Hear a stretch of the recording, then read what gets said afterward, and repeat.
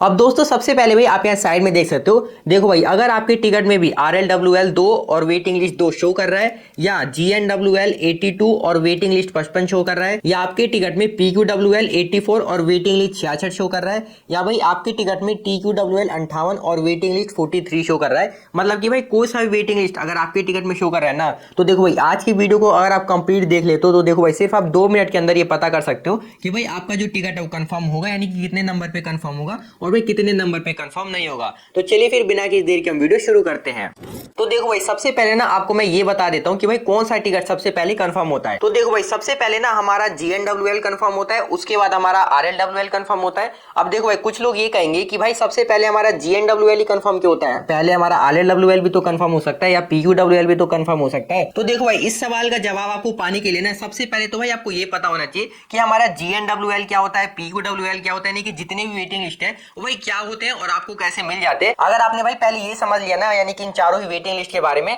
तो भाई आप मतलब खुद ही बता दो कि हमारा जो टिकट है वो कंफर्म होगा या नहीं होगा, कितने नंबर पे कंफर्म होगा। इसलिए भाई आप 1 से 2 मिनट का टाइम निकालो ताकि आपको जितनी भी वेटिंग लिस्ट है उन सबके बारे में पता चल जाए। तो चलो सबसे पहले भाई मैं इन्हीं के बारे में आपको बता देता हूँ। तो चलिए दोस्तों फटाफट से इन चारों ही वेटिंग लिस्ट के बारे में मैं आपको बता देता हूँ कि भाई ये क्या होते हैं। तो देखो भाई सबसे पहले अगर हम बात करें यहाँ पे GNWL के बारे में, तो देखो भाई मान के चलते हैं ना कोई ट्रेन है, जैसे मान के चलते हैं यहाँ पे राजधानी ट्रेन है, और भाई ये ट्रेन ना आपकी नई दिल्ली से खुलती है और ये भाई लखनऊ तक जाती है, यानी कि इस ट्रेन का जो स्टार्टिंग पॉइंट है वो आपका नई दिल्ली है और भाई एंडिंग पॉइंट इसका लखनऊ है। तो देखो भाई मान के चलते हैं अगर आपने इस ट्रेन में अपना नई दिल्ली से जो टिकट है वो बुक करा है और अगर आपका टिकट भाई यहाँ पे वेटिंग लिस्ट में रह जाता है, तो भाई उस केस में ना आपको यहाँ पे GNWL इशू कर दिया जाता है। अब देखो भाई अगर हम बात करें RLWL के बारे में, तो भाई RLWL आपका तब इशू होता है जब आप भाई छोटे स्टेशन से अपना जो टिकट है वो बुक करते हो। तो देखो भाई मान के चलते हैं यहाँ पे कोई छोटा स्टेशन जैसे अलीगढ़ जंक्शन हो गया, और भाई आपने अलीगढ़ जंक्शन से यहाँ पे जैसे कानपुर सेंट्रल के लिए अपना जो टिकट है वो बुक करा है, और भाई इस केस में क्योंकि आपका अलीगढ़ जंक्शन यहाँ पे छोटा स्टेशन पड़ जाता है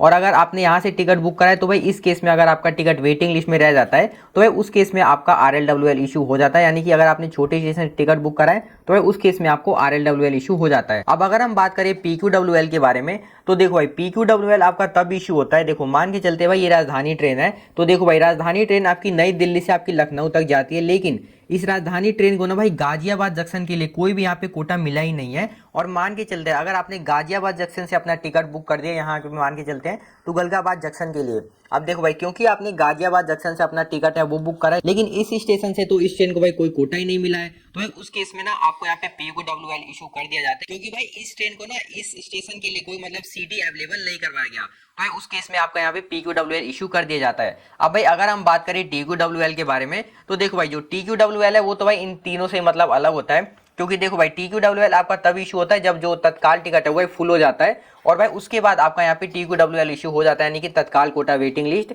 अब देखो भाई ये तो मैंने आपको बता दें इन चारों ही वेटिंग लिस्ट के बारे में मतलब क्या होते हैं। अब चलो एक बार ना भाई मैं इन चारों का जो कंफर्मेशन चांस है वही बता देता हूँ, यानी कि पहले कौन सा कंफर्म होता है। तो देखो भाई क्योंकि आप जो अपना टिकट है वो नई दिल्ली से और लखनऊ तक बुक करे और यहाँ पे आपका जो टिकट है वेटिंग लिस्ट में रह जा रहा है, लेकिन आप भाई लंबे रूट के लिए अपना टिकट बुक करे हो, यानी कि जहाँ से ट्रेन खुल रहा है वहां से और वहां तक का, तो देखो भाई इस केस में आपको GNWL मिल रहा है, तो भाई यहाँ पे ना आपका जो कंफर्मेशन चांस है वो भाई सबसे हाई रहता है। उसके बाद अगर हम बात करें RLWL के बारे में, तो देखो भाई इसका जो कंफर्मेशन होता है ना वो भाई GNWL से कम होता है, क्योंकि भाई यहाँ पे ना आप एक छोटे स्टेशन से और छोटे डिस्टेंस के लिए अपना जो टिकट है वो बुक करते हो, तो भाई यहाँ पे ना रेलवे को कम फायदा होता है, इसलिए आपके दूसरे नंबर पे RLWL कंफर्म होता है। और भाई इसका भी जो कंफर्मेशन चांस है वो तो भाई और ही लो होता है, वो भी RLWL से, क्योंकि भाई ये वेटिंग लिस्ट आपको तब मिलता है जब भाई आप वो किसी स्टेशन से टिकट बुक करते हो, लेकिन भाई उस स्टेशन के लिए कोई कोटा ही नहीं मिल रहा था, तो भाई आपको सीट कहाँ से मिलेगा, तो भाई सबसे कम आपका PQWL मतलब कंफर्म होता है। अब अगर हम बात करें भाई TQWL के बारे में, तो इसका कंफर्मेशन भाई बहुत ही कम होता है, क्योंकि ये तो तभी कंफर्म होगा ना जब भाई तत्काल वाले लोग अपना कोई टिकट अपना काटेंगे, यानी कि कैंसिल करेंगे, तभी आपका जो भाई टिकट यहाँ पे कंफर्म होगा,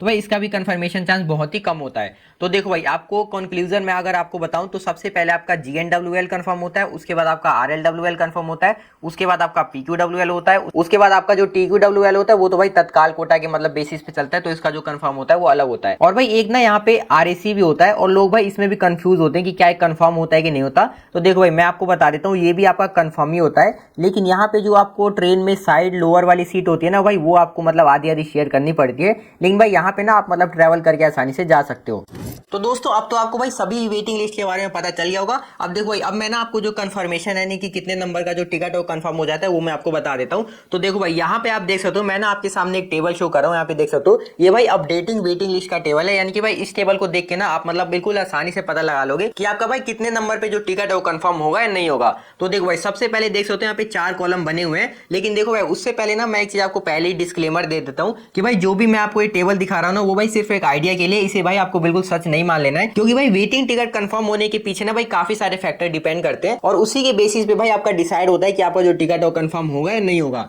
तो देखो भाई, इसे सिर्फ आपको आइडिया के तौर पे लेना है। तो देखो भाई, अब मैं आपको बता देता हूँ। यहाँ पे आप देख सकते हो भाई, यहाँ पे वेटिंग लिस्ट टाइप में आपके सामने GNWL भी है, RLWL भी है, PQWL भी है और TQWL भी है। तो देखो भाई, एक ना यहाँ पे एग्जांपल लेते हैं। मान के चलते भाई आपके टिकट में यहाँ पे GNWL 31 से 60 तक दिखा रहा है। तो देखो भाई, उसका जो कंफर्मेशन चांस है वो आपका भाई 80 से 95% का रहने वाला है। और भाई इस केस में ना आपका जो टिकट है यहाँ पे कंफर्म हो जाएगा। अब देखो भाई, मान के चलते हैं अगर आपके टिकट में RLWL 31 से 60 के बीच में है, तो भाई देखो उसका जो कंफर्मेशन चांस है वो आपका 70 से 90% का रहने वाला है। और भाई उस केस में भी आप यहाँ देख सकते हो आपका जो टिकट है वो कंफर्म हो जाएगा। लेकिन भाई अगर आपके केस में RLWL 61 से 90 के बीच में है, तो भाई उसका कंफर्मेशन आपका 40 से 70 के बीच में रहने वाला है। और ये भाई आपका रिस्की हो सकता है, यानी कि कंफर्म भी हो सकता है और मतलब कंफर्म भी नहीं हो सकता। अब देखो एक और एग्जांपल लेते हैं। मान के चलते हैं भाई, अगर आपके टिकट में PQWL शो कर रहा है 16 से 40 के बीच में, तो भाई इसका जो कंफर्मेशन है वो आपका 40 से 70 के बीच में रहने वाला है। और देख सकते हो ये भी मतलब रिस्क है, मतलब डिपेंड करेगा कि आपका जो टिकट है वो कंफर्म होगा या नहीं होगा।